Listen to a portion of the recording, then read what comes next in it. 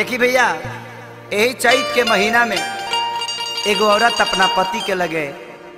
Phone कैले दिया। कैसे कैसे के सुना सब दिना जब हो रहब तो हम का करब ओल्हा ओल्हा कि फेंक दे हम लवाना छोड़ दे हो चूल्ही कि फेंक दे हम लवाना छोड़ दे हो चूल्ही जय हो तो छोड़ दे हम तो हर घर सैया चैत में आवाना तो जाइब नहीं हार करे जा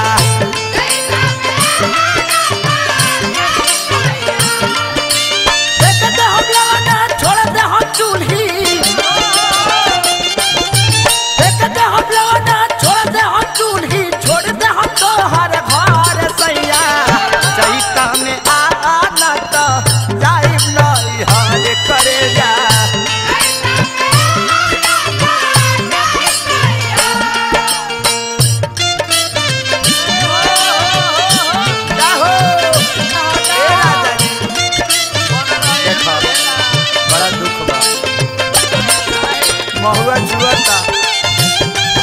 आ देवरा नतिया हमरा पमुआता आओ आओ घेरा घेरा ए हो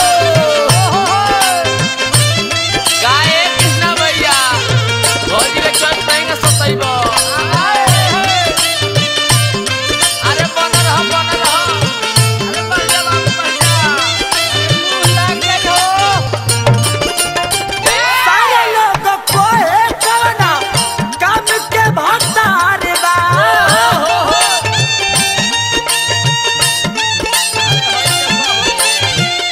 तोहरा लदी मन हमरा नहीं हर के यार बा भाई देखी ना नहीं हर के यार बा करत टिटोलिया भर दत चलिया करत टिटोलिया भर दत चलिया जो बन मचावत कहार सैया चैता में आना तो जाइब नहीं हार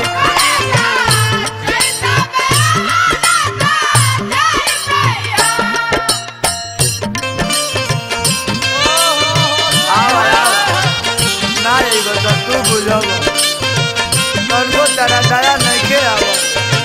सबका गतान भेवा गो अभी ले हमर गतान जुराइले बारे राजा आओ आओ अरे जुआला आइबो कि ना आइबो अब बुझाता जे देवियो गीत में गइबो आइबो कि ना आइबो कहाँ कहाँ गइबो ए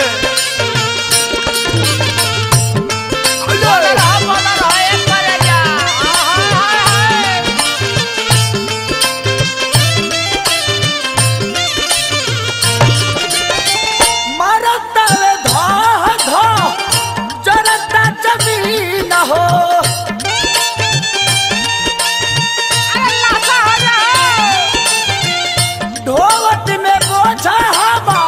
भीजला मसीन हो तो जंग छोड़वा लो भीजला मसीन हो बड़ा निरंजया ननद के भैया बड़ा निरंजया ननद के भैया लुगा में उठे लहर सैया चैता में आना तो भागम नहीं हार